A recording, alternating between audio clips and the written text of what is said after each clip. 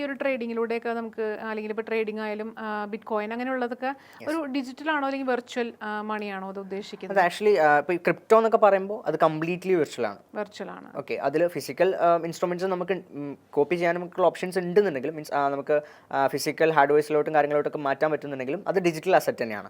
അതിന് നമുക്കൊരു physical side ഇല്ല. പക്ഷേ സ്റ്റോക്ക് മാർക്കറ്റിലോട്ട് ഇതിലോട്ടൊക്കെ വരുമ്പോൾ നമുക്ക് ഷെയർസ് എന്ന് പറയുമ്പോൾ പബ്ലിക് ലിസ്റ്റഡ് കമ്പനിയിൽ നമുക്കൊരു ഓണർഷിപ്പ് ഉണ്ട്, ഒരു പെർസെൻറ്റേജ് ഓണർഷിപ്പ് ഉണ്ട്, ഷെയർ ഹോൾഡിംഗ്സ് ഉണ്ട്. ആ രീതിയിലേക്ക് വരുമ്പോൾ ഒരു വ്യത്യാസമുണ്ട്. അപ്പോൾ അതൊരു വിർച്വൽ സെറ്റപ്പും അതുപോലെ തന്നെ നമുക്കിവിടെ ഫിസിക്കൽ എന്ന് പറയാൻ പറ്റില്ല, എന്നാൽ നമുക്കിവിടെ അതിനുള്ളൊരു ഓണർഷിപ്പിനുള്ള ഒരു പ്രൊഡക്റ്റും കാര്യങ്ങളൊക്കെ നമുക്കിവിടെ ഉണ്ട് എന്നുള്ളതാണ് വ്യത്യാസം വരുന്നത്. അപ്പോൾ ക്രിപ്റ്റോ മാർക്കറ്റ് എന്ന് പറയുന്നതാണ് ബിറ്റ് കോയിനും കാര്യങ്ങളൊക്കെ വരുന്നത് ഒരു digital asset, completely digital asset ആണ്. അത് മാത്രമല്ല ഡീസെൻട്രലൈസ്ഡും ആണ്. അതിനൊരു സെൻട്രലൈസ്ഡ് സ്വഭാവമില്ല. അതൊരു ടെക്നോളജി, ബ്ലോക്ക് ചെയിൻ ടെക്നോളജീനെ ബേസ് ചെയ്തിട്ടൊക്കെ വർക്ക് ചെയ്യുന്ന, ടെക്നിക്കൽ ടേംസിലോട്ട് പോകുകയാണെങ്കിൽ ഒരുപാടുണ്ട്. അപ്പോൾ ആ ഒരു രീതിയിൽ വർക്ക് ചെയ്യുന്നതാണ്. അപ്പോൾ അതിനെ നമുക്ക് കംപ്ലീറ്റ്ലി പറയുന്ന ഡിജിറ്റൽ അസറ്റ്സ് എന്നുള്ള രീതിയിൽ നമുക്ക് പറയാൻ പറ്റും. ഷെയർസിനെ നമുക്ക് പൂർണ്ണമായിട്ട് അങ്ങനെ പറയാൻ പറ്റില്ല. നേരത്തെ ഇത് ഫിസിക്കൽ അസറ്റ്സ് ആയിരുന്നു. നമുക്കിപ്പോൾ ഷെയറൊക്കെ പർച്ചേസ് ചെയ്യുന്ന സമയത്ത് ആദ്യ കാലങ്ങളിൽ നമുക്ക് ഫിസിക്കൽ ഡോക്യുമെൻ്റ് ആയിട്ട്, ഫിസിക്കൽ ഷെയർ ഡോക്യുമെൻ്റ് ആയിട്ട് നമുക്ക് പോസ്റ്റൽ വഴി നമുക്കൊരു ഷെയർ ഡോക്യുമെൻറ്റും കാര്യങ്ങളൊക്കെ വരുമായിരുന്നു. ഇപ്പോൾ അത് ഇപ്പോൾ ഡിജിറ്റലായിട്ട് നമ്മൾ ചെയ്യുന്നു എന്ന് മാത്രം. പക്ഷേ നടക്കുന്നത് ഫിസിക്കൽ ഓപ്പറേഷൻസ് അവിടെ നടക്കുന്നുണ്ടെന്നുള്ള. അപ്പം ട്രേഡിങ്ങിലേക്ക് നമ്മൾ കുറച്ചും കൂടെ കഴിഞ്ഞിട്ട് വരാം. അപ്പോൾ അതിന് മുന്നേ എനിക്ക് ചോദിക്കാനുള്ള, കാരണം ഭയങ്കര ഒരു എക്സൈറ്റഡ് ആണ് കേട്ടോ എനിക്ക് ചോദിക്കാനായിട്ട്. ഈ ഒരു 16 വയസ്സ് തൊട്ട് 21 വയസ്സുള്ള കാലഘട്ടങ്ങൾക്കുള്ളിൽ ട്രേഡറായെന്ന് മാത്രമല്ല പിന്നെയും വേറെ ബിസിനസ് സംരംഭങ്ങളിലേക്ക് വന്നിട്ടുണ്ട്. അതെന്തൊക്കെയാണ് ആ ബിസിനസ് സംരംഭങ്ങൾ?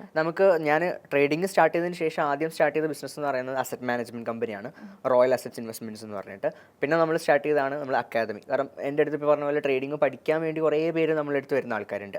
അപ്പോൾ അവർക്ക് ഒരു പ്രോപ്പർ എഡ്യൂക്കേഷൻ, നമ്മൾ പ്രോപ്പർ ഗൈഡൻസിൽ ഒരു പ്രോപ്പർ കമ്മ്യൂണിറ്റി ത്രൂ നമുക്ക് കൊടുക്കാൻ പറ്റുകയാണെന്നുണ്ടെങ്കിൽ അതിന് വേണ്ടിയിട്ടാണ് നമ്മൾ റോയൽ അക്കാദമി എന്ന് പറഞ്ഞിട്ട്, റോയൽ ട്രേഡേഴ്സ് അക്കാദമി എന്ന് പറഞ്ഞിട്ട് ഒരു ഫൈനാൻസ് ഇൻസ്റ്റിറ്റ്യൂഷൻ നമ്മൾ സ്റ്റാർട്ട് ചെയ്തത്. ആൻഡ് അത് കഴിഞ്ഞ് നമ്മൾ പിന്നെ ഒരു IT ഫേം സ്റ്റാർട്ട് ചെയ്തു, ആഷ്കോർപ്പ് IT സൊല്യൂഷൻസ് എന്ന് പറഞ്ഞിട്ട്. പിന്നെ അതുപോലെ തന്നെ ഒരു സോഷ്യൽ മീഡിയ മാർക്കറ്റിംഗ് ഏജൻസി ഇപ്പോൾ റൺ ചെയ്യുന്നുണ്ട്. പിന്നെ അതുപോലെ നമുക്ക് ഒരു ഓട്ടോമേറ്റഡ് ട്രേഡിംഗ് സോഫ്റ്റ്വെയർ കാര്യങ്ങളുണ്ട്. പിന്നെ അതുപോലെ തന്നെ ഒരു ഇ-കൊമേഴ്സ് പ്ലാറ്റ്ഫോമും ഇപ്പോൾ നമ്മൾ റൺ ചെയ്യുന്നുണ്ട്. റോയൽ അസറ്റ്സ് ആൻഡ് ഇൻവെസ്റ്റ്മെന്റ്സിന്റെ കീഴിലാണ് ഈ ഒരു പാരന്റ് കമ്പനി എന്ന് പറയുമ്പോൾ ഒരു ഗ്രൂപ്പ് ഓഫ് കമ്പനീസ് എന്നുള്ള രീതിയിലാണ് നമ്മളിത് റൺ ചെയ്ത് പോകുന്നത്. അപ്പോൾ നമുക്ക് ഈ അസറ്റ് മാനേജ്മെന്റ് എന്ന് പറയുമ്പോഴും നമ്മൾ ബിസിനസ്സസ് ആണ് നമ്മളിവിടെ റൺ ചെയ്യുന്നത്. ആ ബിസിനസ്സിലേക്കാണ് നമ്മൾ കൂടുതൽ ഫോക്കസ് ചെയ്യുന്നത്. ഇപ്പം സ്റ്റിൽ ഞാൻ പറയുകയാണെന്നുണ്ടെങ്കിൽ ട്രേഡിംഗ് എന്ന് പറയുന്നത് എനിക്ക് എൻ്റെ ഒരു ഇൻകം സോഴ്സ് മാത്രമായിട്ടാണ് ഞാൻ കാണുന്നത്. അപ്പോൾ ആ ഒരു ഇൻകം സോഴ്സ് അവിടെ നമുക്ക് മെയിൻറ്റെയിൻ ചെയ്ത് പോകാൻ പറ്റും. ആൻഡ് ബാക്കിയുള്ള ബിസിനസ്സും നമ്മൾ അതിൻ്റെ കൂടെ പാരലായിട്ട് റൺ ചെയ്ത് പോകുന്നില്ല. നമ്മൾ നോക്കുന്ന സമയത്ത് ട്രേഡിംഗ് ആണ് എനിക്ക് ഏറ്റവും കൂടുതൽ റിവാർഡ്സും കാര്യങ്ങളും തരുന്നതെന്നുണ്ടെങ്കിലും നമുക്ക് എപ്പോഴും ഒരു ഡൈവേഴ്സിഫിക്കേഷൻ ആവശ്യമാണ്. അപ്പോൾ അവിടെ ഈ പറയുന്ന പോലെ ട്രേഡിംഗ് മാത്രമല്ല, നമുക്ക് അതിൻ്റെ കൂടെ ബിസിനസ്സും കാര്യങ്ങളൊക്കെ ബിൽഡ് ചെയ്ത് കൊണ്ടുവരാൻ പറ്റി എന്നുള്ളതും കൂടിയാണ് ആ ഒരു ടൈമിൽ നമുക്ക് ട്രേഡിംഗിൽ നിന്നാണ് നമ്മൾ ഇതിനൊക്കെ കണ്ടെത്തിയതെങ്കിലും ബിസിനസ്സസ് നമുക്ക് ബിൽഡ് ചെയ്തുകൊണ്ടാണ് ഏത് സമയത്തും നമുക്കിത് മെയിൻറ്റെയിൻ ചെയ്ത് കൊണ്ടുപോകാൻ വേണ്ടി പറ്റുന്നത്. ഇത് ആക്ച്വലി വ്യൂവേഴ്സ് കേൾക്കാൻ വേണ്ടി ഞാൻ പറയാട്ടെ, ഞാനിപ്പം സംസാരിച്ചുകൊണ്ടിരിക്കുകയാണെങ്കിലും എനിക്ക് ഭയങ്കര എക്സൈറ്റഡ് എനിക്ക് ഫീൽ ചെയ്യുന്നുണ്ട്. കാരണം ഈ ഒരു ഏജിലുള്ള മിക്ക ചെറുപ്പക്കാരും ചിലപ്പം കോളേജ് ലൈഫ് അടിച്ചു പൊളിക്കാനും അല്ലെങ്കിൽ ഫ്രണ്ട്സിനായിട്ട് അടിച്ചു പൊളിക്കാനൊക്കെ ഉള്ളൊരു സമയം കണ്ടെത്തുന്ന സമയങ്ങളിൽ ഇദ്ദേഹം ചെയ്തിരിക്കുന്നത് ഒരു സംരംഭം ഉണ്ടാക്കുക, അല്ലെങ്കിൽ അതിൽ നിന്ന് വീണ്ടും വീണ്ടും സംരംഭങ്ങൾ ഉണ്ടാക്കുക, ഒരു ട്രേഡർ ആവുക എന്നുള്ളതൊക്കെ ഒരു ചെറിയ കാര്യമല്ല. It's a big thing, it's a great thing. So അതിനൊരു അപ്ലോസ് എന്തായാലും തീർച്ചയായിട്ടും ഉണ്ട് കേട്ടോ ഷിബ്ലി റഹ്മാൻ. അപ്പോൾ ഷിബ്ലി റഹ്മാൻ്റെ ഒരു സംരംഭം എന്ന് പറയുന്നത് റോയൽ അസറ്റ്സ് ആൻഡ് ഇൻവെസ്റ്റ്മെൻറ്റ്സ് ആണ്. അതിൻ്റെ താഴെയുള്ള കുറച്ച് സംരംഭങ്ങളും കൂടി ഉണ്ടെന്നുള്ളതിനെ കുറിച്ചൊക്കെ സംസാരിച്ചു. ഇതിൻ്റെ എല്ലാം ഉടമ ഷിബ്ലി റഹ്മാൻ മാത്രമാണോ? കറന്റ് ഞാൻ മാത്രമല്ല, നമുക്കിപ്പോൾ എല്ലാം കൂടെ ഒരുമിച്ച് മാനേജ് ചെയ്യാന്ന് പറയുന്നത് പോസിബിൾ ആയിട്ടുള്ള കാര്യമല്ല. ഇപ്പോൾ ബിസിനസ് ചെയ്യുമ്പോൾ നമ്മളെ സംബന്ധിച്ചിടത്തോളം പ്രത്യേകിച്ച് ഇത് ഓരോ മേഖല ആയതുകൊണ്ട് തന്നെ ഇപ്പോൾ ടെക് ആണെന്നുണ്ടെങ്കിൽ ടെക്കിൻ്റെ ഒരു സൈഡ് നമുക്ക് ഒരു ലിമിറ്റ് ഉണ്ട്. നമ്മളെ സംബന്ധിച്ചിടത്തോളം ഇപ്പോൾ പഠിച്ച് ചെയ്യാനാണെന്നുണ്ടെങ്കിലും ഒരു ലിമിറ്റ് ഉണ്ട്. അപ്പോൾ നമ്മൾ ചിലപ്പോൾ അത് പഠിച്ച് അത് ഫോക്കസ് ചെയ്യാൻ പോയി കഴിഞ്ഞാൽ നമ്മളെ നിലവിലുള്ള ബിസിനസ്സിനെ അത് ബാധിക്കും, അങ്ങനത്തെ പ്രശ്നങ്ങളൊക്കെ സംഭവിക്കും. അപ്പോൾ അതുകൊണ്ട് തന്നെ നമുക്ക് എല്ലാം കൂടെ ഒരുമിച്ച് ഞാൻ തന്നെ എല്ലാം ചെയ്യാം എന്ന രീതിയിൽ നിന്ന് കഴിഞ്ഞാൽ ബിസിനസ് ഒരിക്കലും നമുക്ക് സക്സസ് ആയിട്ട് റൺ ചെയ്യാൻ പറ്റില്ല.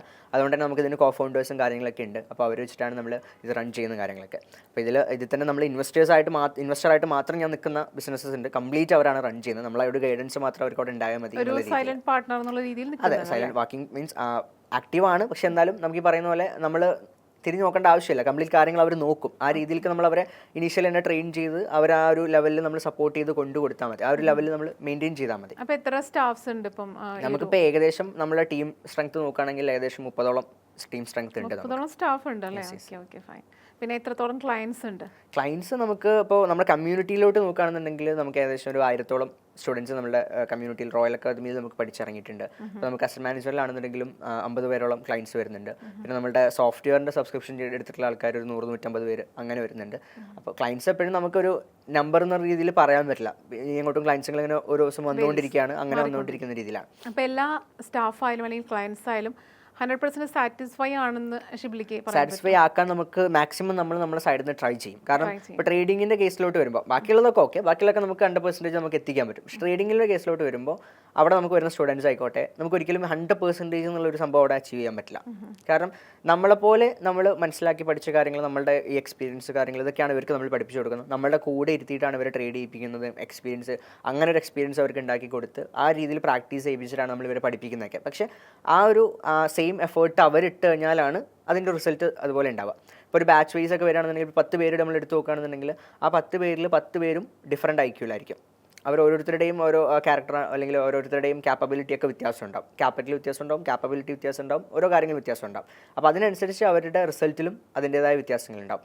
അപ്പോൾ 100% ഒരിക്കലും നമുക്കതിൽ അഷ്യൂർഡ് പറയാൻ പറ്റില്ല. ട്രേഡിങ്ങിൻ്റെ കേസിൽ ഒരു കാര്യത്തിലും നമുക്ക് 100% അഷുറൻസ് പറയാൻ പറ്റില്ല. അതിനിപ്പോൾ പ്രോഫിറ്റിൻ്റെ കേസിലാണെങ്കിലും എല്ലാത്തിൻ്റെ കേസിലും നമുക്ക് എല്ലാ മാസവും ഇത്ര രൂപ പ്രോഫിറ്റ് കിട്ടും എന്ന രീതിയിൽ ഒരിക്കലും ട്രേഡിങ്ങിനെ കാണാൻ പാടില്ല എന്നുള്ള ഞാൻ എല്ലായിടത്തും പറയുന്ന കാര്യമാണ്. അതിന് റീസൺ ഉണ്ട്. കാരണം ട്രേഡിംഗ് സ്റ്റിൽ ഒരു വേരിയബിൾ ഇൻകം സോഴ്സ് ആയിട്ട് നമുക്ക് കാണാൻ പറ്റുള്ളൂ. എല്ലാ മാസവും അതിൽ നിന്ന് ഒരു ഫിക്സഡ് ഇൻകം എന്ന രീതിയിൽ നമുക്ക് ട്രേഡിങ്ങിനെ കാണാൻ പറ്റില്ല. അതുകൊണ്ട് തന്നെയാണ് നമ്മൾ പാരലായിട്ട് മറ്റുള്ള ബിസിനസ്സും കാര്യങ്ങളൊക്കെ ബിൽഡ് ചെയ്യുന്നതും ഒക്കെ ചെയ്യുന്നതും. അപ്പോൾ ഈ പറഞ്ഞ നമ്മൾ ചോദിച്ചു എന്ന് പറഞ്ഞാൽ 100% നമുക്ക് സാറ്റിസ്ഫൈഡ് ആക്കാൻ പറ്റുമെന്ന് വെച്ച് കഴിഞ്ഞാൽ നമ്മുടെ സൈഡിൽ നിന്ന് നമ്മൾ 100% സാറ്റിസ്ഫൈഡ് ആവും. നമ്മൾ എല്ലാ സർവീസസ് അവർക്ക് പ്രൊവൈഡ് ചെയ്യുന്നുണ്ട്. പിന്നെ അത് മാത്രമല്ല, ഇപ്പോൾ കമ്മ്യൂണിറ്റിയുടെ കേസിലാണെങ്കിലും ഒരു ട്രേഡർ നമ്മളെടുത്ത് വരികയാണ്, ഒരു സ്റ്റുഡൻ്റ് ആയിട്ട് വരികയാണെന്നുണ്ടെങ്കിൽ അവർ ട്രേഡ് ചെയ്ത് ഇൻഡിവിജ്വലി പ്രോഫിറ്റബിൾ ആവുന്നത് വരെ നമ്മളുടെ ഗൈഡൻസും കാര്യങ്ങളും നമ്മൾ കൊടുത്തുകൊണ്ടിരിക്കും. അതല്ലാതെ നമുക്ക് ഒരു മാസത്തെ കോഴ്സ് അല്ലെങ്കിൽ ഒരു 2 മാസത്തെ കോഴ്സ് അല്ലെങ്കിൽ ഒരു വർഷത്തെ കോഴ്സ് അങ്ങനത്തെ ഒരു സംഭവത്തിലല്ല നമ്മൾ അവരെ ക്ലയൻസിനെ നമ്മൾ അപ്രോച്ച് ചെയ്യുന്നത്. അവർ പ്രോഫിറ്റബിൾ ആവുന്നവരെ നമ്മൾ അവരെ കൂടെ ഫിക്സഡ് പീരീഡ് ഒന്നും കൊടുക്കുന്നില്ല. നിങ്ങൾ എപ്പോഴാണോ സ്റ്റേബിൾ ആവുന്നത് അതുവരെ ഞങ്ങൾ കൂടെ ഉണ്ടാവുന്നതാണ് റോയൽ അസറ്റ്സ് ആൻഡ് ഇൻവെസ്റ്റ്മെന്റ് കൊടുക്കുന്ന ഏറ്റവും വലിയ ഒരു ഉറപ്പ് അല്ലേ? കാരണം ഇത് നമ്മളൊരു ബിസിനസ് ആയിട്ടല്ല, ആക്ച്വലി നമ്മളൊരു കമ്മ്യൂണിറ്റി ആയിട്ടാണ് നമ്മളിത് ഇനീഷ്യലി തന്നെ നമ്മൾ സ്റ്റാർട്ട് ചെയ്തപ്പോൾ തന്നെ നമ്മളത് മെയിൻറ്റെയിൻ ചെയ്ത് വന്നിട്ടുള്ളത്. സോ അത് നമ്മളെ ഒരു കുടുംബം എന്ന രീതിയിലാണ് നമ്മൾ ആ ഒരു കമ്മ്യൂണിറ്റിയെ കാണുന്നത്. അപ്പോൾ അത് നമ്മളെ കൂടെ വളർത്തിക്കൊണ്ടുവരിക, learn together, earn together, grow together എന്നുള്ളതാണ് നമ്മളവിടെ ഫോളോ ചെയ്യുന്ന ഒരു മെത്തേഡ് എന്ന് പറയുന്നത്. അത് ആ രീതിയിൽ തന്നെയാണ് നമ്മൾ കൊണ്ടുപോകുന്നത്. ട്രേഡിങ്ങിലേക്ക് വരികയാണെങ്കിൽ എനിക്ക് പേഴ്സണലി അല്ലെങ്കിൽ ഒരുപാട് ആൾക്കാർക്ക് അറിയണമെന്ന് ആഗ്രഹമുള്ളൊരു ചോദ്യമാണ് ചോദിക്കാൻ പോകുന്നത്. എത്ര രൂപയിലാണ് ട്രേഡിംഗ് ഫസ്റ്റ് സ്റ്റാർട്ട് ചെയ്തത്? ഇപ്പം എത്രയിലാണ് നിൽക്കുന്നത്? എത്രത്തോളം അതിൽ ലോസ് ആൻഡ് പ്രോഫിറ്റ് ഉണ്ടായിട്ടുണ്ട് ഒന്ന് പറയാമോ? ഇപ്പം എന്നെ സംബന്ധിച്ചിടത്തോളം ഞാൻ സ്റ്റാർട്ട് ചെയ്തിട്ടുള്ള ഒരു ക്യാപിറ്റൽ എന്ന് പറയുന്നത് 25,000-ലാണ്. 25,000 ആണ് ഞാൻ ഇനീഷ്യലി ഞാൻ സ്റ്റാർട്ട് ചെയ്ത സമയത്ത്. അതിൽ ക്യാപിറ്റൽ എങ്ങനെയാണ് 25,000? എൻ്റെ പേഴ്സണൽ സേവിങ്സ് തന്നെ എനിക്ക് ഉണ്ടായിരുന്നു സ്റ്റാർട്ട് ചെയ്യുന്ന സമയത്ത്. പക്ഷേ ഈ 25,000-ൽ സ്റ്റാർട്ട് ചെയ്ത കഥ അവിടെ നിൽക്കട്ടെ. സ്റ്റാർട്ട് ചെയ്യുന്ന സമയത്ത് എനിക്ക് അത്യാവശ്യം വലിയ കുഴപ്പമൊന്നും ഉണ്ടായിരുന്നില്ല. സ്റ്റോക്സിലാണ് ഞാൻ സ്റ്റാർട്ട് ചെയ്തത്. ലിവറേജസും കാര്യങ്ങളൊക്കെ ഉണ്ടായിരുന്ന സമയത്തായിരുന്നു ട്രേഡ് ചെയ്തിട്ടുണ്ടായിരുന്നത്. അത്യാവശ്യം കുഴപ്പമില്ലാത്തൊരു പ്രോഫിറ്റ് ഗെയിൻ ചെയ്ത് തുടങ്ങിയപ്പോഴാണ് നമ്മൾ അസറ്റ് മാനേജ്മെൻറ്റ് എന്നുള്ളൊരു പ്ലാനിലോട്ട്, ആക്ച്വലി അത് കമ്പനി ആവുന്നതിന് മുന്നേ നമ്മൾ ഈ പറയുന്ന പോലെ ട്രേഡിംഗ് തുടങ്ങിക്കഴിഞ്ഞാൽ എല്ലാവർക്കും പറ്റുന്നൊരു അബദ്ധമാണ്. ആരെങ്കിലും കുറച്ച് പൈസ ഒക്കെ തന്നു കഴിയുമ്പോൾ ഓക്കെ ഞാൻ 25,000 വെച്ചിട്ട് എനിക്ക് 2,500 രൂപ ഉണ്ടാക്കാൻ പറ്റുന്നുണ്ടെങ്കിൽ 2.5 ലക്ഷം ഉണ്ടെങ്കിൽ എനിക്ക് 25,000 ഉണ്ടാക്കാം എന്നൊരു മൈൻഡ് സെറ്റിലോട്ട് വരും. ഇനീഷ്യലി സ്റ്റാർട്ട് ചെയ്യുമ്പോൾ എല്ലാവർക്കും പറ്റുന്നൊരു ബുദ്ധിമുട്ടാണ്. അപ്പോൾ ഞാൻ കാൽക്കുലേറ്റ് ചെയ്യാണ്, ഞാൻ ഇത്ര പെർസെൻറ്റേജ് ഉണ്ടാക്കുന്നുണ്ടെങ്കിൽ എത്ര രൂപ ഉണ്ടെങ്കിൽ എനിക്ക് ഇത്രയും രൂപ ഉണ്ടാക്കാൻ പറ്റുമല്ലോ. അപ്പോൾ ആരെങ്കിലും എൻ്റെ അടുത്ത് ഒരു 10 ലക്ഷം രൂപ തരാമെന്ന് പറയുമ്പോൾ ഓക്കെ 10 ലക്ഷം തന്നോളൂ എന്ന് പറഞ്ഞിട്ട് ഞാൻ 10 ലക്ഷം വെച്ച് ട്രേഡ് ചെയ്യാൻ പോയി കഴിഞ്ഞാൽ ഇത് എൻറ്റയർലി ഡിഫറൻറ്റ് കൺസെപ്റ്റാണ്. ഞാൻ എവിടെ കേട്ടിട്ടുണ്ട് ഒരു മൈൻഡ് ഗെയിമാണെന്ന് കേട്ടിട്ടുണ്ട്. ശരിയാണ്, ഇത് പ്യുവർലി മൈൻഡ് ഗെയിമാണ്. കാരണം മൈൻഡ് സെറ്റാണ് ഇതിൻ്റെ എല്ലാം എന്ന് പറയുന്നത്. കാരണം നമ്മൾ 2,500 രൂപയുടെ ലാഭനഷ്ടം കാണുന്നിടത്തായിരിക്കില്ല, കാണുന്ന പോലെ ആയിരിക്കില്ല നമ്മൾ 25,000 രൂപയുടെ ലാഭനഷ്ടം കാണുന്നത്. അതിന് നമ്മൾ ക്യാപ്പബിൾ ആവണം, ആയിട്ടേ നമ്മൾ അതിന് നിൽക്കാൻ പാടുള്ളൂ. അതല്ലാതെ ഇനീഷ്യൽ തന്നെ നമ്മൾ വലിയൊരു എമൗണ്ട് എടുത്ത് നമ്മൾ ട്രേഡ് ചെയ്യാനൊക്കെ ഇൻവെസ്റ്റ് ചെയ്യാനൊക്കെ നിന്ന് കഴിഞ്ഞാൽ നമ്മളെ സംബന്ധിച്ചിടത്തോളം നല്ല രീതിയിലുള്ള ലോസസ് നമ്മൾ ഫേസ് ചെയ്യേണ്ടി വരും. പ്രോപ്പറായിട്ട് മണി മാനേജ്മെൻറ്റും കാര്യങ്ങളും നമുക്ക് ചെയ്യാൻ പറ്റില്ല എന്നുണ്ടെങ്കിൽ. അപ്പോൾ ട്രേഡിങ്ങിൻ്റെ ഒരു സക്സസ് നോക്കുകയാണെന്നുണ്ടെങ്കിൽ അതിൻ്റെ 70% ഈ പറയുന്ന സൈക്കോളജി, മൈൻഡ് സെറ്റ് എന്നുള്ള ഒരു കാര്യമാണ് നമുക്ക് അതിൽ നോക്കേണ്ടത്. അപ്പോൾ അത് പ്രോപ്പറായിട്ട് നമുക്ക് മാനേജ് ചെയ്യാൻ പറ്റില്ല എന്നുണ്ടെങ്കിൽ ഈ കംപ്ലീറ്റ് ക്യാപിറ്റലിന് തന്നെ അത് വലിയൊരു ഡേഞ്ചറസ് സിനാരിയോ. അപ്പോൾ നമ്മൾ എങ്ങനെ പ്രോപ്പർ മാനേജ് ചെയ്യും? ഇപ്പോൾ ഫോർ എക്സാമ്പിൾ നമ്മൾ പറയുകയാണെങ്കിൽ 25,000 നമ്മൾ ഇൻവെസ്റ്റ് ചെയ്തിട്ട് നമുക്ക് ഇത്രയും രൂപ കിട്ടുന്നു എന്ന് പറയുമ്പോൾ നമുക്കത് ലാഭം കിട്ടി കഴിയുമ്പോൾ തീർച്ചയായിട്ടും നമ്മൾ വീണ്ടും ഇൻവെസ്റ്റ് ചെയ്യാനായിട്ട് നമ്മുടെ മൈൻഡ് പറയും അല്ലേ? അത് നമ്മൾ എത്ര നാളത് ചെയ്യാതെ നിൽക്കണം, അല്ലെങ്കിൽ എങ്ങനെ നമ്മൾ ചെയ്യണം, എപ്പോൾ നമ്മൾ ചെയ്യണം, നമ്മൾ എങ്ങനെ മനസ്സിലാക്കും? ഒരു സിസ്റ്റമാറ്റിക് അപ്രോച്ച് ഉണ്ടാക്കിയെടുക്കുക എന്നുള്ളത് നമ്മൾ ഫസ്റ്റ് ചെയ്യേണ്ടത്. അപ്പോൾ ഇനീഷ്യലി നമ്മൾ സ്റ്റാർട്ട് ചെയ്യുമ്പോൾ നമ്മൾ എന്തെങ്കിലുമൊക്കെ കാണുന്നു, മേടിക്കുന്നു, ആ രൂപത്തിലെ കാര്യം ചിലപ്പോൾ ബിഗിനേഴ്സ് സ്റ്റാർട്ട് ചെയ്യാം. കാരണം ഈ അറിഞ്ഞിട്ടുള്ള നോളജിനൊക്കെ ബേസ് ചെയ്തിട്ട് അവർ സ്റ്റാർട്ട് ചെയ്യുന്ന ആ രീതിയിലായിരിക്കും. പക്ഷേ ഒരു പ്രോപ്പർ ഗൈഡൻസിലൂടെ വരികയാണെന്നുണ്ടെങ്കിൽ അവർക്ക് ആ ഒരു സ്ട്രാറ്റജി കാര്യങ്ങളുണ്ടാവും. ആ ഒരു സ്ട്രാറ്റജി ആയിരിക്കും അവർ ഫോളോ ചെയ്യുന്നത്.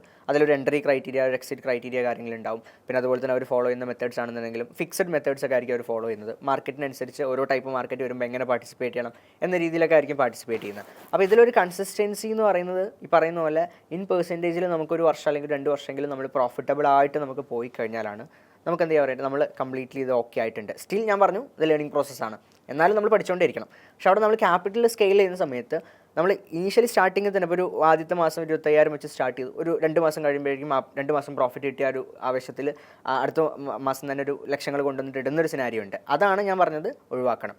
അതല്ലാണ്ട് ഇപ്പോൾ നിങ്ങൾ കിട്ടിയ പ്രോഫിറ്റ് ഉണ്ടല്ലോ, ആ പ്രോഫിറ്റ് വെച്ചിട്ട് നിങ്ങൾ സ്കെയിൽ ചെയ്തോളൂ, കുഴപ്പമില്ല. നിങ്ങളിപ്പോൾ ക്യാപിറ്റലിൽ നിങ്ങൾ ഇൻവെസ്റ്റ് ചെയ്തു, നിങ്ങൾക്ക് പ്രോഫിറ്റ് കിട്ടി, അപ്പോൾ നിങ്ങൾക്ക് കൂടുതൽ ഇൻവെസ്റ്റ് ചെയ്യാൻ തോന്നുകയാണ്, അപ്പോൾ നിങ്ങൾ ആ പ്രോഫിറ്റ് വെച്ച് ഇൻവെസ്റ്റ് ചെയ്തോളൂ. അപ്പോഴും നിങ്ങൾക്ക് കുഴപ്പമില്ല, കാരണം നിങ്ങൾ ആ കിട്ടിയ പ്രോഫിറ്റിന് എന്ത് ചെയ്യുന്നുള്ളൂ, റിസ്ക് ചെയ്യുന്നുള്ളൂ. അതാണ് ബെറ്റർ ഓപ്ഷൻ എന്ന് പറയുന്നത്. അതായത് നമ്മുടെ കയ്യിൽ നിന്നും ഇൻവെസ്റ്റ് ചെയ്തിട്ട് ഒരു പരീക്ഷണത്തിന് നിൽക്കരുത്, പകരം നമുക്ക് ട്രേഡ് ചെയ്തിട്ട് കിട്ടിയിട്ടുള്ള പ്രോഫിറ്റ് ഇത് നമുക്ക് വേണമെങ്കിൽ അങ്ങനത്തെ ഒരു പരീക്ഷണത്തിന് അതെ, കാരണം അത് നമ്മളത് അതിന് ക്യാപ്പബിൾ ആവണം എന്നുണ്ടെങ്കിൽ നമ്മൾ അത്രയെങ്കിലും കാര്യങ്ങൾ മനസ്സിലാക്കിയിരിക്കണം. അതല്ല പെട്ടെന്ന് നമ്മളെ ഫേസിലോട്ട് നമ്മളെ ലൈവായിട്ട് നമ്മളെ മുന്നിൽ ഇത് കാണുകയാണ്, ഈ ഒരു P&L ഈ ഒരു പ്രോഫിറ്റ് ആൻഡ് ലോസ് നമ്മുടെ മുന്നിൽ കടിക്കുന്നത് നമ്മൾ കാണുകയാണ്. അപ്പോൾ വലിയ എമൗണ്ടിൽ ഇത് വരുമ്പോൾ അത് നമ്മളെ സംബന്ധിച്ചിടത്തോളം അത് ഫേസ് ചെയ്യാനുള്ള ഒരു ക്യാപ്പബിലിറ്റി നമുക്ക് ഉണ്ടായിരിക്കണം. അതില്ല എന്നുണ്ടെങ്കിൽ നമ്മൾ അതിന് നിൽക്കരുത്. അപ്പോൾ അതാണ് അതിൻ്റെ ഒരു സിസ്റ്റം എന്ന് പറയുന്നത്. അപ്പോൾ നമ്മൾ ക്യാപിറ്റൽ എപ്പോഴും വലിയൊരു ക്യാപിറ്റൽ ട്രേഡിങ്ങിലോട്ട് കൊണ്ടുവരുന്നതിന് ഞാൻ ഒരിക്കലും സപ്പോർട്ട് ചെയ്യില്ല ഇനീഷ്യലി.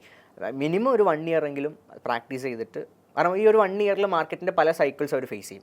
കാരണം അവരൊരു മാസം 2 മാസം കാണുന്ന ഒരു മാർക്കറ്റ് ആയിരിക്കില്ല അടുത്ത മാസം അവർ കാണാൻ പോകുന്നത്. കാരണം ഇപ്പോൾ മാർക്കറ്റിൻ്റെ ടെക്നിക്കൽ ടേംസിലോട്ട് പോകുകയാണെന്നുണ്ടെങ്കിൽ വോളറ്റൈൽ ആയിട്ടുള്ള മാർക്കറ്റ്സ്, സ്ലോ ആയിട്ടുള്ള മാർക്കറ്റ്സ്, അങ്ങനെ പല രീതിയിലുള്ള പ്രൈസ് മൂവ്മെൻറ്റും ഫ്ലക്ച്വേഷൻസ് ഒക്കെ നമ്മൾ ഫേസ് ചെയ്യേണ്ടതായിട്ട് വരും. അപ്പോൾ അങ്ങനെ ഇവർ അപ്രോച്ച് ചെയ്യുന്ന മാർക്കറ്റിൽ ആ 2 മാസം ഒരു പ്രോഫിറ്റ് ഉണ്ടാക്കിയെന്ന് വിചാരിച്ചിട്ട് അടുത്ത 2-3 മാസം അങ്ങനെ ആയിരിക്കില്ല മാർക്കറ്റ്, ചിലപ്പോൾ എൻറ്റയർലി ഡിഫറൻറ്റ് ആയിരിക്കും. അപ്പോൾ ഇവർ വലിയൊരു ക്യാപിറ്റൽ കൊണ്ടുവന്നിട്ട് ഇവർ നേരത്തെ ചെയ്ത പോലെ ചെയ്യുമ്പോൾ ഇവർക്ക് ലോസ് ഫേസ് ചെയ്യേണ്ടി വരും. അപ്പോൾ വലിയ ലോസസ് വരുമ്പോൾ ഇവർക്ക് സ്വാഭാവികമായിട്ടും എന്ത് ചെയ്യും, ഇവർ എമോഷൻസ് വർക്ക് ആവാൻ തുടങ്ങും. മനുഷ്യന്മാർക്ക് ഏറ്റവും കൂടുതൽ എമോഷൻസ് പ്രശ്നം വരുന്ന സംഭവമാണ് പൈസ എന്ന് പറയുന്നത്. അപ്പോൾ ഈ എമോഷൻസ് വർക്ക് ആകുമ്പോൾ നേരത്തെ പറഞ്ഞ മൈൻഡ് സെറ്റിൻ്റെ പ്രശ്നങ്ങളൊക്കെ വന്നു തുടങ്ങും. ഒരു ഡിസിപ്ലിൻ ഉണ്ടാവില്ല, പേഷ്യൻസ് ഉണ്ടാവില്ല.